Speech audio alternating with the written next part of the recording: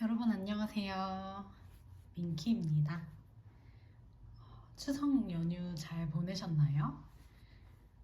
추석이 지나고 나니까 갑자기 선선한 바람이 부는 게 어, 세포들이 깜짝 놀라가지고 막 어쩔 줄 몰라 할 것 같은 그런 느낌이 드는 날씨입니다. 이번 명절이 되게 더웠죠. 원래 추석쯤 되면은 아침 저녁으로 선선한 바람이 불어야 되는데 올해는 진짜 이상하다 싶을 정도로 덥고 습했던 것 같아요. 저는 책은 계속 읽고 있었는데 뭔가 녹화를 해야겠다는 생각이 들지는 않았어가지고 그냥 열심히 책만 읽고 있다가 방금 전에 그 저녁 먹으면서 그 김하나 황선우 작가님의 여돌톡을 듣고 있었거든요. 근데 거기에 그 이야기장수라는 출판사의 대표이자 편집자이신 이연실 대표님이 나오신 편을 듣다가 너무 너무 좋은 말을 듣고 갑자기 영상을 켜봐야겠다 하는 생각이 들어서 영상을 켜게 되었습니다. 어, 세 분이 대화하시는 거를 들으니까 무엇이든 할 수 있을 것 같은 그런 마음이 드는 거예요. 그 여둘톡의 되게 중요한 가치로 나대기라는 게 있잖아요. 그러니까 나댈수록 나댈 일이 더 생기고 뭐 나댐으로써 우리가 어, 그러니까 숨거나 막 너무 겸손하거나 부끄러워하지 말고 내가 가진 재능을 펼쳐라. 이런 의미로 저는 해석을 했는데 그 나대기에 대해서 이야기를 하시다가 그 이현실 작가님이시기도 하더라고요. 그 책을 쓰셨더라고요. 이현실 작가님이 어, 그 구독자, 청취자들이 더 나댔으면 하는 마음에 본인이 이렇게 작가나 본인 스스로 새기는 문장을 좀 읽어드리고 싶다 이렇게 하면서 소개를 해주셨거든요. 그거를 제가 듣기 평가하듯이 막 멈추면서 들으면서 받아 적었어요. 그거를 제가 한번 읽어볼까 하는데요. 일단 출처는 안느 델베라는 작가의 까미유 클로델이라는 소설인가? 모르겠어요. 그 책에 나오는 구절인데요. 어, 나쁜 목소리가 많지만 더 힘이 센 것은 너의 재능이 새로운 것이라면 너는 몇 안 되는 지지자와 수많은 적을 가지게 될 것이야. 그러나 실망하지는 마. 지지자들이 승리하니까. 왜냐하면 그들은 왜 자신들이 너를 좋아하는지 알고 있거든. 하지만 적들은 네가 왜 자신들의 마음에 거슬리는지 알지 못해. 그들은 지속적인 정열 없이 바람 부는 대로 흘러갈 뿐이지. 자, 이제 생각해봐. 너의 재능이 세상을 어떻게 변화시킬 수 있는지를. 이 구절을 공유를 해주셨거든요. 좋았어요. 그래서 제가 영상을 촬영하고 제가 읽은 책에 대해서 제 생각을 이렇게 주절주절 떠드는 이것이 재능? 스스로 약간 재능이라고까지는 생각하지 않지만 어찌 보면은 또 저만의 색이기도 하잖아요. 그러니까 모든 인간은 각자의 색을 가지니까 그런 의미에서 별게 아니라고 생각되지만 이번에 읽은 책들을 한번 공유해보자 하는 마음이 들어서 영상을 켜게 됐습니다. 여둘톡은 들을 때마다 참 좋은 것 같아요. 그 주제가 정치이던 뭐 여성에 대한 것이던 뭐 음식이던 뭐 좋아하는 아이돌이던 늘 너무 좋아요. 좋은 것 같아요. 나대기. 나대기에 대해서도 생각을 조금 더 해봐야 될 것 같아요. 그러니까 단순히 막 사람들 앞에 나서서 뭐를 한다 이런 거, 그러니까 꼭 물리적으로 누군가의 앞에 나서지 않더라도 뭔가 하고 싶은 것을 주저하지 않고 표현하는 것? 그것이 또 새로운 표현의 기회로 이어질 수도 있고 이런저런 생각이 드네요. 사실 오늘도 맥주 한 캔 했어요. 의도치 않게 자꾸 취중 영상을 찍게 되네요. 그러면 제가 최근에 읽고 있는 책들을 소개해 보겠습니다. 이렇게 세 권이에요. 일단 두 번째 있는 요거 먼저 소개를 해볼까 봐요. 제목은 시티 픽션, 지금 어디에 살고 계십니까? 라는 제목으로 이 작가님들의 공저 소설집이에요. 저는 원래 뭔가 정보를 얻을 수 있는 글을 읽는 거를 선호했던 사람으로서 약간 보장되지 않은 즐거움을 위해서 장편 소설을 읽기를 조금 어려워하는 사람이었어요. 그러니까 이게 재밌을지 안 재밌을지도 모르는데 나의 시간, 그러니까 책 한 권을 읽는 데에 시간이 많이 들잖아요. 근데 저는 또 한 번 책을 펴면은 어찌됐든 그 책을 마무리하고 싶은, 그러니까 마지막까지 어떤 이야기가 있을지 모르니까 웬만해서는 끝까지 읽는 편이거든요. 그래서 저한테는 책이 재미있는 게 되게 중요했던 것 같아요. 장편 소설을 펴는 거에 되게 망설이고 인색한 사람이거든요. 그런데 그런 저에게 되게 읽기 좋은, 접근성이 좀 좋은 책이 여러 작가님들이 공저로 쓴 단편 소설집이에요.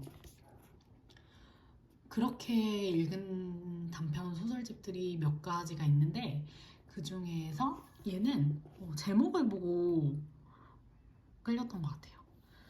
사실 요즘 막 부동산 투자에 관련해서 뭐 계속 막 갭 투자나 이런 거를 해오는 사람들이 있잖아요.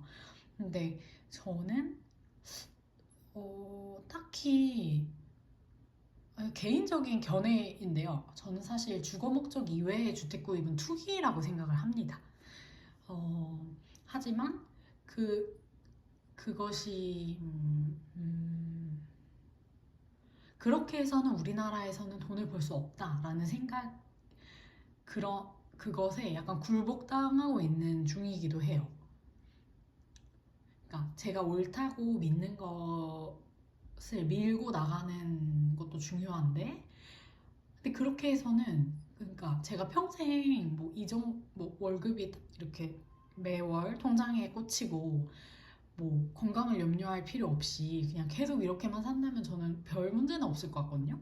뭐 차가 있고 살 곳이 있고, 일단 그것이 전세든 뭐 자가든 집이랑 차만 있으면 생활비 때문에 막 고민할 그런 건 아니라고 생각해요. 제가 엄청 욕심이 많은 것도 아니고 사는데 막 많은 돈을 필요로 하지도 않는 것 같거든요. 그런데 제가 내년에 이사를 해야 할 상황이 온단 말이에요.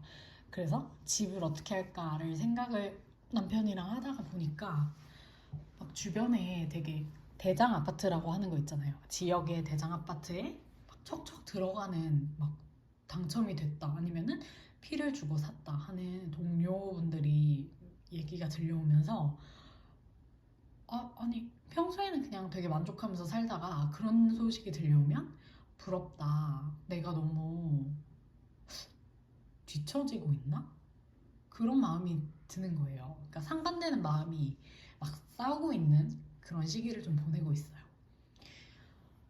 결론은 아직 못 내렸고요. 그리고 저희가 알아보고 막 저희 눈에 이렇게 아파트가 지어지기 시작하면 이미 늦었잖아요, 사실. 그래서 어쩔 수 없이 그냥 일단은 그냥 사실 필요를 못 느끼기도 하고 그냥 지금 사는 집에 살고 있는데, 그 와중에 도서관에 갔는데 이 책이 눈에 딱 띈 거예요. 집이라는 거, 그리고 내가 살고 있는 도시를 다룬다는 점에서 되게 매력적이었어요.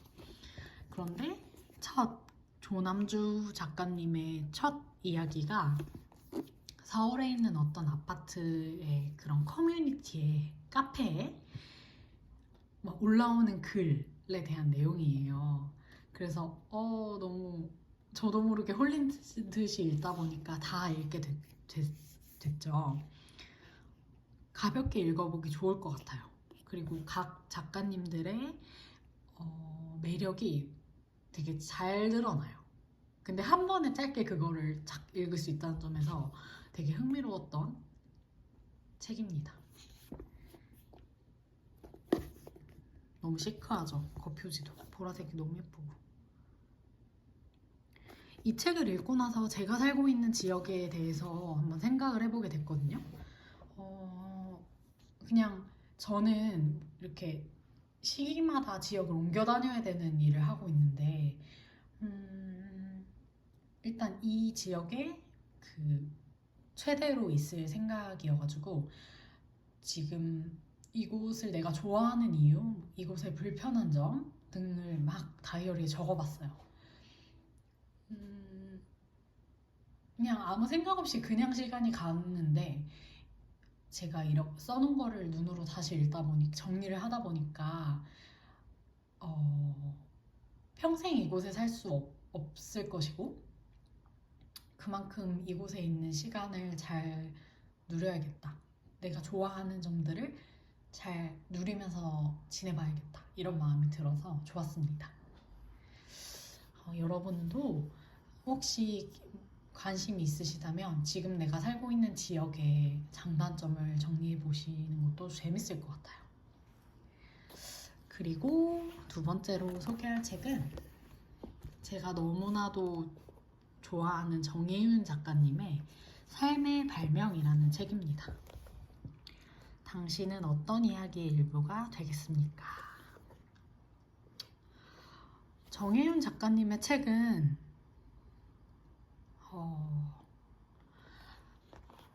읽을 때마다 느끼는 점이 저라는 인간을 되게 넓고 깊어지게 해주는 것 같아요.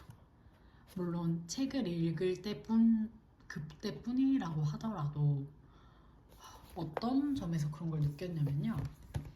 저는 이 책을 요약을 할 수도 없고 어떻게 전달을 해야 될지 잘 모르겠는 게 너무 넓고 깊은 세계라서 참 어려운 것 같아요.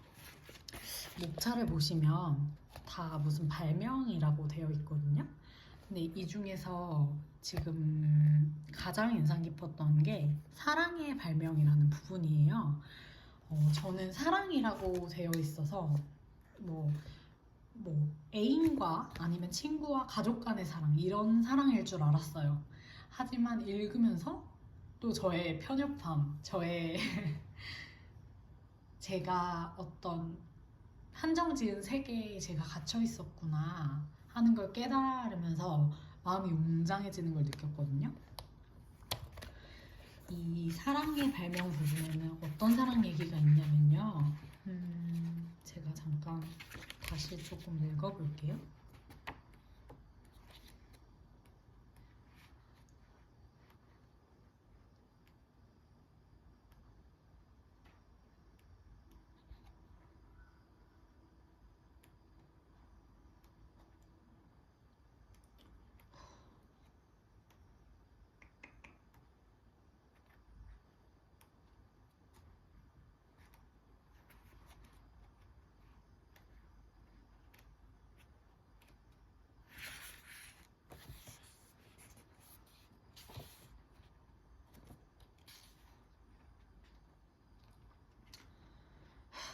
한숨이 자꾸 나오는데 2005년 대구 지하철 참사 유가족분들의 얘기가 나오는데요. 이분들은 이후에 대구 지하철 노조와 함께 대구 지하철의 전 차량의 내장재를 불연제로 교체했대요. 그리고 세월호 참사가 났을 때 그 이전에 태안의 해병대 캠프 참사에서 아들을 잃은 아버지들이 그 소식을 듣자마자 팽목항으로 출발했고 이렇게 얘기했대요. 나는 해병대 캠프에서 목숨을 잃은 아버지인데 지금 잘 하면은 이 세월호의 아이들을 구할 수 있습니다. 잘 좀 해달라. 이렇게 경찰서에 들어가서 이야기를 했대요. 유족들의 사랑 이야기가 나오거든요. 근데 저는 제가 이런 사고로 가족이나 주변 친구, 주변 사람들이 잃어본 적은 없거든요. 너무나도 다행스럽게도. 그래서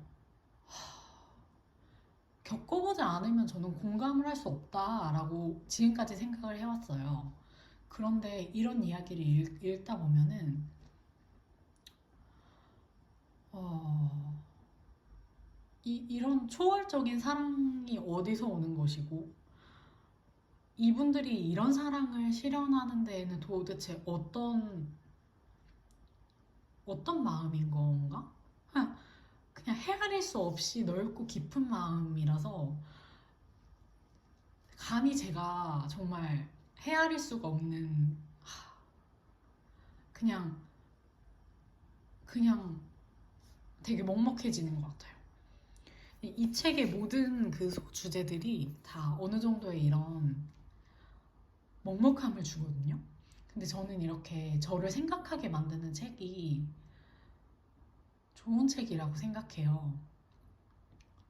즐거움을 주거나 정보를 주는 책도 너무 좋은 책이지만 그냥 되게 단순한 활자잖아요. 어떻게 보면 이 활자들의 모음이 나를 돌아보게 하고 내 주변을 떠올려 보게 하고 그 너머에 있는 것들, 가치들을 생각해 보게 한다는 점에서 이거는 정말 정말 가치롭다. 이런 책을 알게 되고 제가 이렇게 쉽게 접할 수 있다는 거는 정말 행운이다. 그런 생각이 많이 들었습니다. 너무 좋았어요. 벌써 시간이 이렇게 됐네요. 그럼 마지막 책을 소개해 볼게요.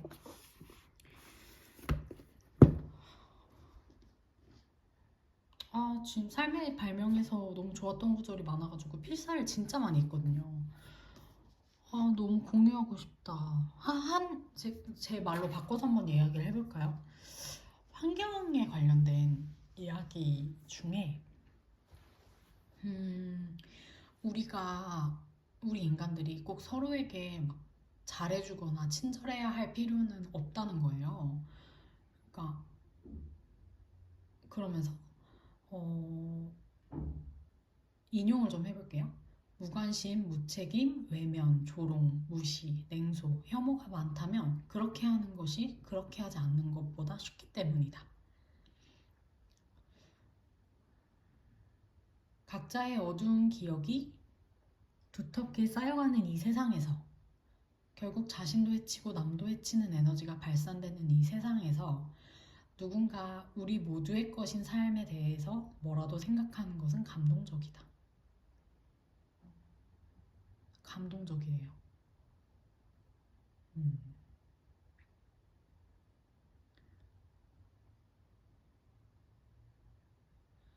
뭔가 그럼에도 희망을 갖게 된달까? 그럼에도 이러한 사람들이 있고 그러한 사람이 있음을 알리려고 하는 작가가 있고 이런 책이 세상에 나온다는 점에서 희망을 느껴요. 그런 점에서 이 책은 되게 저에게 막 알지 못했던 막 비극적인 세계를 알려주기도 하지만 그럼에도 희망을 갖게 한다. 네, 저는 이런 책을 좋아하는 것 같습니다. 삶의 발명 진짜 너무 좋아요. 마지막 책은요. 어, 유럽 책방 문화 탐구라는 책인데요. 이거 지금 저희 도서관에 신간으로 들어와 있더라고요. 제가 궁금해가지고 이렇게 그 메모장에 적어놨던 책인데 도서관에 갔는데 딱 신간으로 들어와 있어서 럭키 하면서 바로 가져왔던 책입니다. 말 그대로 유럽의 책방 문화를 탐구한 내용이에요. 우리나라의 도서 문화와 출판 문화와 유럽의 출판 문화가 어떻게 다른가를 이야기하는 책인데 이 작가님이 직접 그 유럽의 영국이랑 프랑스였나? 그 책방들에 방문을 하셔가지고 그 오랜 역사를 가진 책방과 서점들이 어떻게 시작이 되었고 어떻게 유지가 되고 있고 그리고 이런 책방이 유지되는 그 커뮤니티는 어떤 특징을 가지는가에 대해서 그 이렇게 개인의 생각 그리고 인터뷰하시거나 막 발췌한 내용들을 정리해 놓으신 내용인데요. 그 책방이랑 서점의 사진, 그 거기 주인분들의 사진도 많이 들어가 있어요. 근데 그게 약간 제가 지금 여행을 하고 있지 않음에도 여행을 하고 있다는 느낌이 들게 해줘서 오늘 읽었는데 오늘 너무 즐겁게 읽었어요. 그러니까 산책하는 느낌도 들고 책을 좋아하니까 당연히 다양한 책방에 가보고 싶은데 그런 책방 여행을 이렇게 간접적으로 하는 느낌이랄까? 그래서 아직 지금 오늘 펴가지고 많이 읽지는 못했는데 뒤에까지 너무 기대되는 책입니다. 어, 사실 우리나라에서 책을 읽는 그 인구 수 그리고 책을 읽는 계층이 되게 한정적이라고 들었거든요. 그러니까 주된 그 독서하는 그 계층이 20, 30대 여성이라고 들었어요. 그런데 제가 작년에 그 신혼여행으로 유럽을 갔는데 막 해변이나 카페나 뭐 온갖 곳에 온갖 그 남녀노소 할 거 없이 많은 사람들이 책을 읽고 있는 거예요. 뭐 해변에 누워서 그냥 뭐 비치타월 하나 깔고 누워가지고도 책을 읽고 뭐 다리 앞에 뭐 그냥 걸터 앉을 때 있으면 거기 앉아서도 읽고 근데 그런 모습이 되게 멋있다 싶으면서도 너무 부러운 거예요. 그러니까 우리나라는 뭐 지하철에서 책을 읽거나 뭐 병원에 어디 가서 기다리거나 할 때 책을 읽는 것이 약간 유난스럽다 이렇게 보는 시선도 있잖아요. 그래서 망설여지기도 하거든요, 저는. 그런데 뭔가 영상이나 뭐 다른 매체들만큼 책도 꾸준히 오래오래 사랑을 받으면 좋겠다. 그래서 더 좋은 책들을 많은 작가님들이 써주셨으면 좋겠고, 그분들이 뭔가 생계에 걱정을 하지 않은 채로 그냥 정말 창작 활동에 매진할 수 있는 그런 독서 문화가 좀 형성이 되면 좋겠다 하는 개인적인 바람을 가지고 있습니다. 이번에 빌린 책들도 모두 너무 좋아요. 이렇게 다 읽고 새로운 또 책을 발굴하러 도서관에 가보려고 합니다. 뭐 많은 얘기를 한 것 같지도 않은데 시간이 많이 지나서 이만 마무리를 해볼게요. 여러분 아침 저녁으로 일교차 크니까 이렇게 따뜻하게 뭐 걸칠 만한 거를 챙겨서 잘 다니셨으면 좋겠습니다. 그리고 하늘이 되게 맑고 뭔가 가시거리가 좋더라고요. 그러니까 틈틈이 뭔가 멀리 바라보시는 여유도 가지실 수 있기를 바랄게요. 그럼 다음에 만나요. 안녕.